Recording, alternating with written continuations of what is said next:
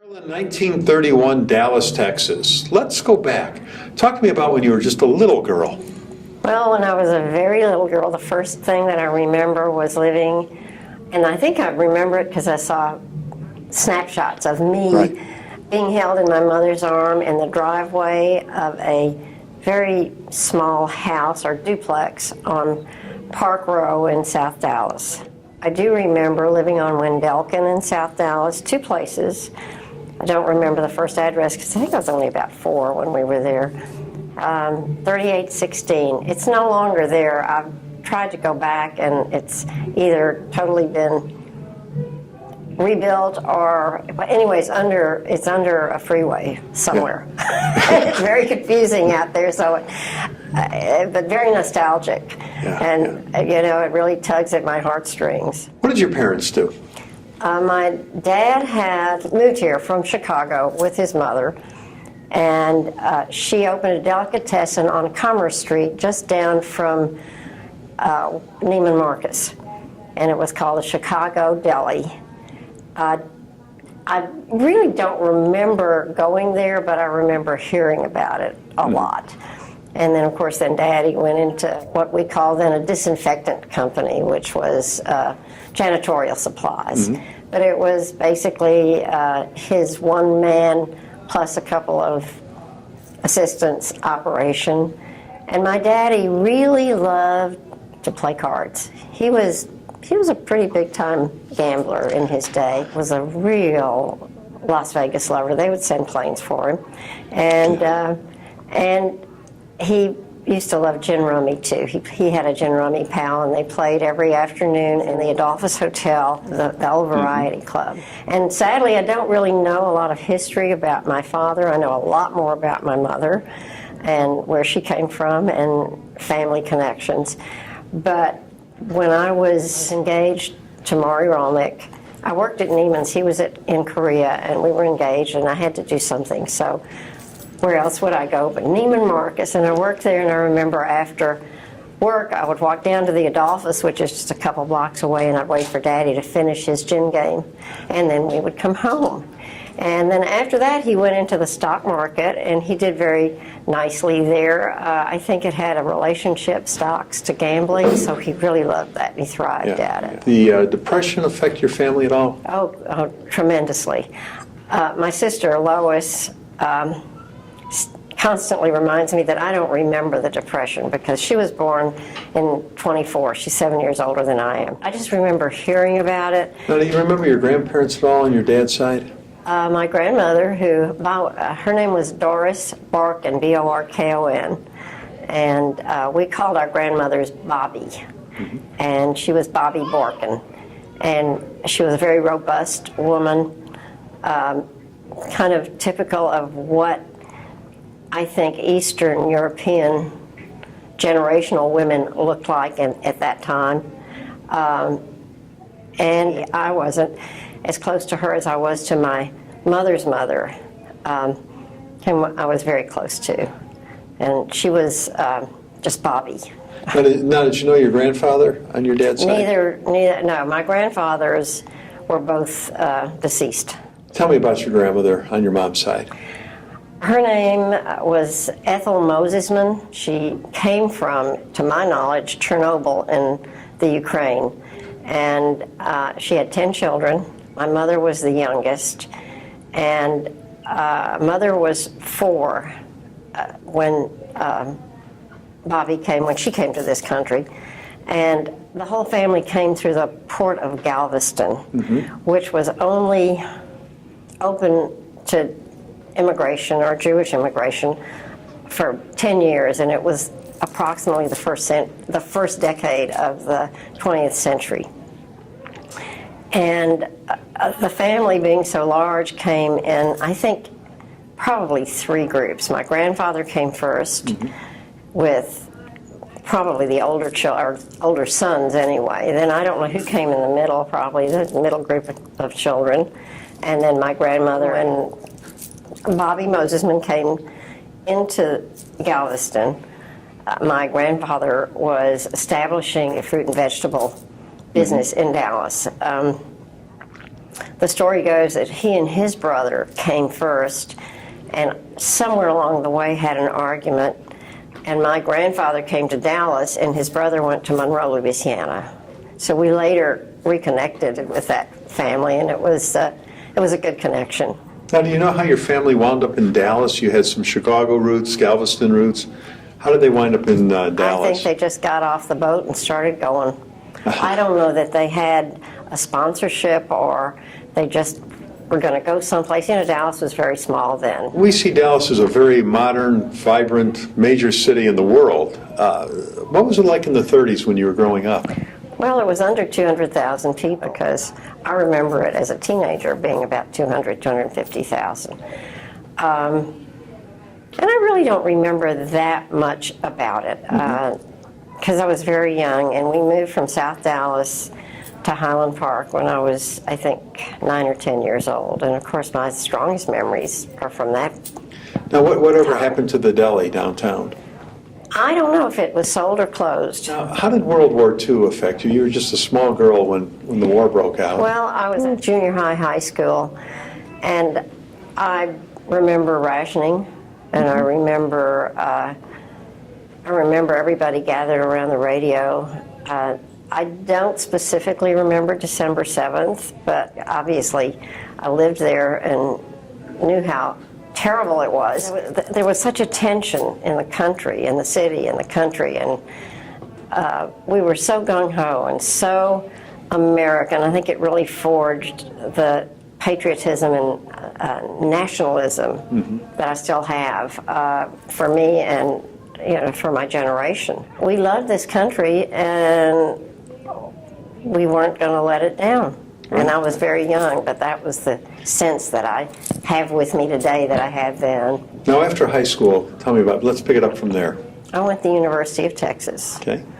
And after the University of Texas, I was engaged to Maury Rolnick. Now, did you meet him at UT? No, I met him when I was still in high school. Okay. But we didn't date until I was in college. We got engaged, and he went to Korea, and I went to work at Neiman Marcus for probably the year he was there, year and a half. Did he ever have any stories about Korea? Well, he was in the accounting department, so he wasn't really on the front lines, but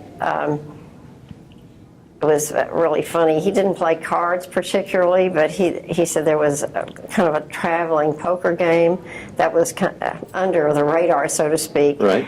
And he was the accountant for it. So I think they were forced out of business along the way. Tell me about Neiman Marcus.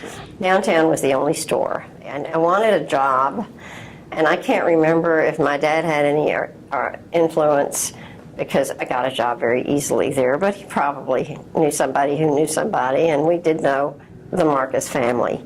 So as a matter of fact, I got, and I still have it, a magnificent Steuben cake plate from Stanley Marcus when Maury and I married.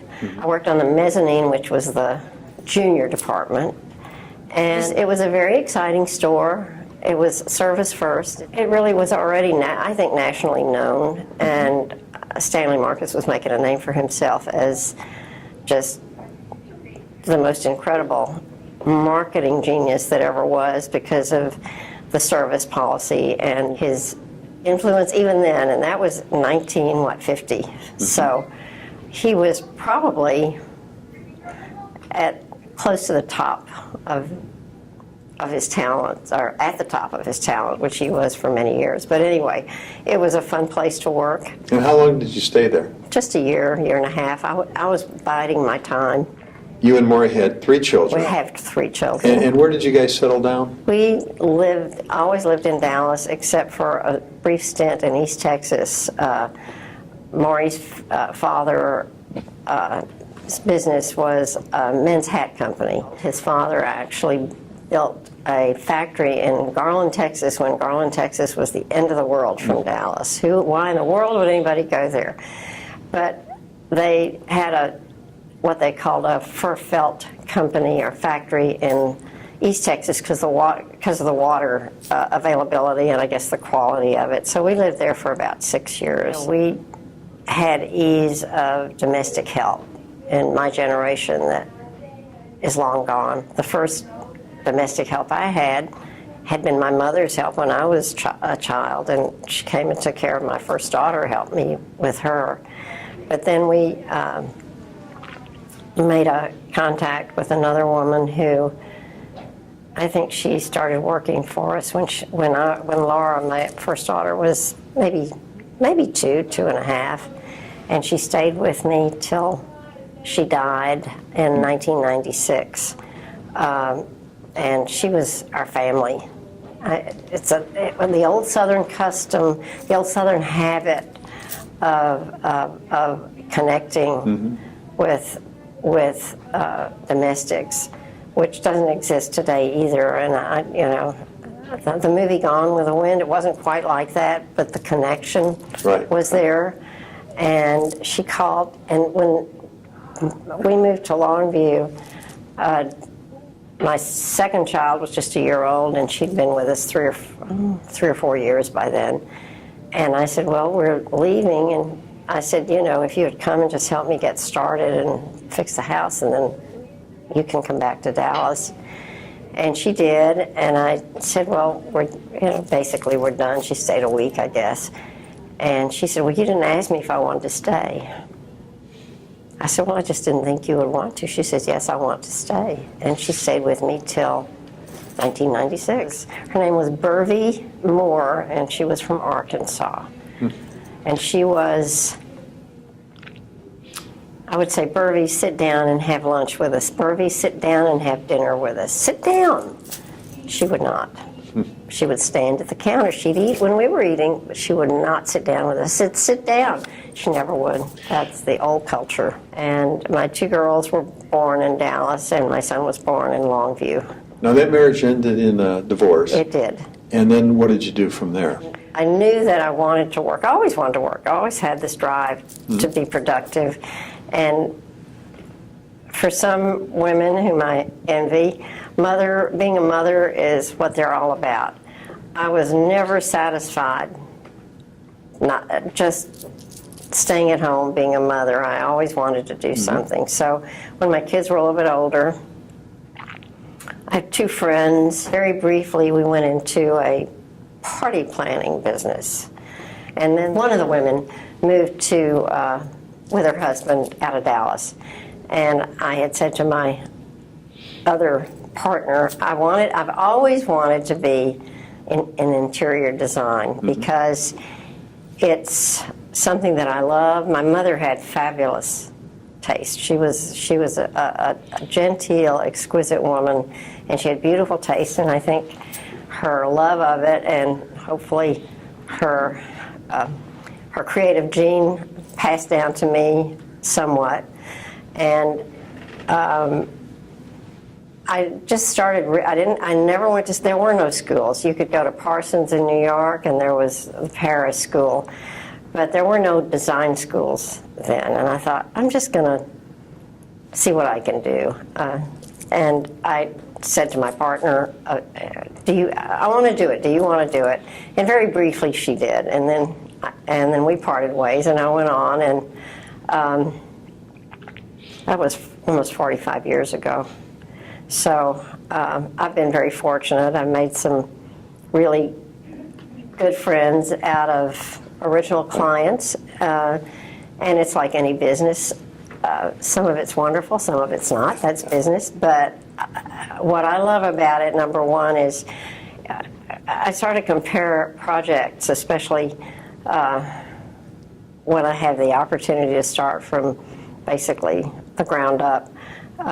Kind of like having a baby, because when it's all done and said, you have this great adrenaline burst that is so satisfying. If your clients are happy, you're happy. Right.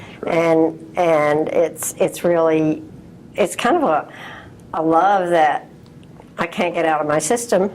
Some of the other stuff I've passed along to people who work with me, but I still love doing it, and I still love the people I associate with.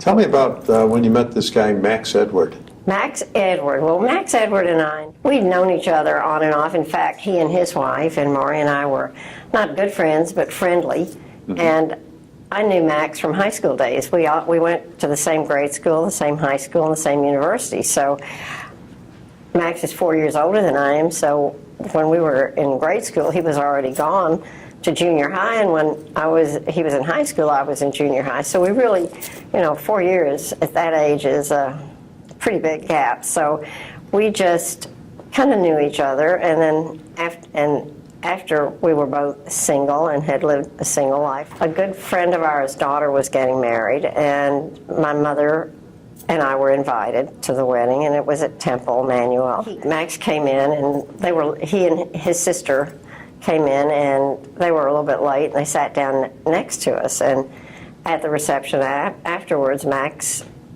came up to me, and I was standing there holding a drink in both hands, and he started talking to me because Max can talk. And I finally said to him, if you want to talk to me later, come and find me, because I'm taking this to my mother and the ice is melting. And he came and found me, and the rest is history. What year did you guys get married?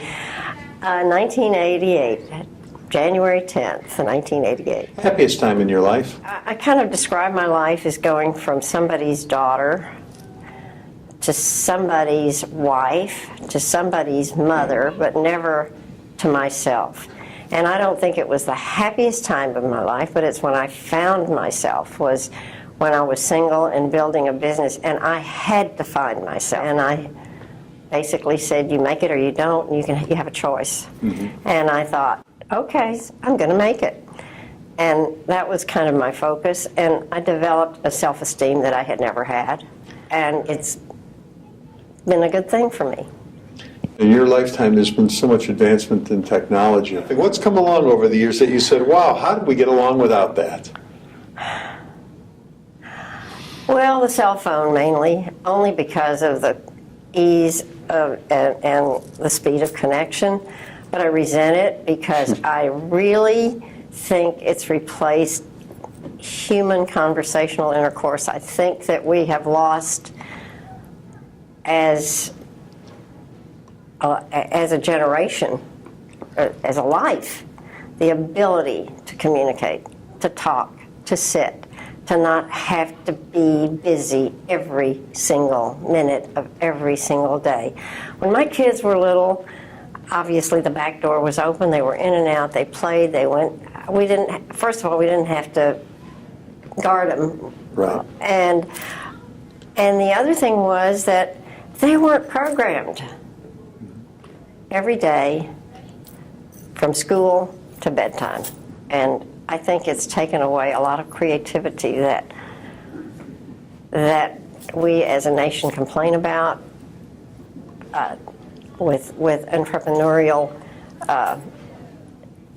operations, people who are creative, who think, who reflect, who focus. Where is our focus? What was it that you used to do that your parents never knew you were sneaking out to go do? The only thing that I remember that was really bad, I used to ice skate, and Mother would drop me at the ice skating rink, and I would skate. And one day, this young man from Forney, Texas, came up, and he started talking to me. I mean, we were 13, 14 years old, and he developed a real crush on me, and we would see each other on Saturdays when we'd skate. But he wasn't Jewish. and I never told my mother about him, and I finally said to him, and he gave me a handkerchief. I don't know what happened to it, but he gave me a handkerchief. And I never, ever said anything to anybody about this young man. He's very sweet. You broke his heart. I broke his heart. And you've lived through so many momentous occasions. Of course, you touched on the Great Depression, but World War II, President Kennedy assassination, something good, the moon landing for the first time in '69, tragedy of 9/11. Was there something on the national scene that really stood out, that affected you, that you remember exactly where you were when it happened? Oh, several things. Kennedy particularly, and that's the era that I was living in Longview. Tell me about your involvement in the Jewish community here in Dallas. I think I started out at Temple Emmanuel. I know that We originally belonged to Sheriff Israel, but I think, because Lois, my sister, was confirmed there, but I think I was always, I don't ever remember going there. I went to Temple, and I was confirmed there. And I was involved with the sisterhood, with, I remember a bulb project, flower bulb project. I was a member of council. There used to be a Brandeis book club here, Brandeis University Association, and it was a book drive, basically. It was based on collecting books and having a book sale. And I was involved in that. And when we moved to Longview, I was president of the very small sisterhood there and worked fairly actively there because it was a small community and they needed all the help they could get. When I came back to Dallas, that's actually when I was involved with Brandeis and sisterhood more actively. When my children were, before we moved to Longview, I mean, my kids were little. They were, I think, 5 and 2, so I wasn't terribly involved with them. After I was divorced and I started working, I really didn't have time. Honestly, I still had children at home, and I didn't have time to do much nonprofit work. So I really focused on and grew my business. Okay. Marilyn, you and Max together had 5 kids, 3 of your own. Max had 2 of his own, so your family was 5 children. Right. 6 grandchildren. Exactly. 5 biological for you, 1 biological for Max. And a great-grandchild on the way. On the way. On the way. So what advice do you have for the next generation? Stay interested, stay close, stay off of the computer and the cell phone and the iPad a little bit. My grandson, whose child this will be, is very active. They live in Seattle, so they're very outdoor active, which I think is wonderful. And I just think that, I hope that they don't program every minute of every day and they take some time to enjoy life. Stop and smell the roses. I mean, I know that's a very old cliche, but it's so true. Just look at the flowers. Look at the mountains when you're in the mountains. Look at spring coming out again. Look at the color of the leaves. It's real important. Yeah. Well, thanks for doing this today. Thank you.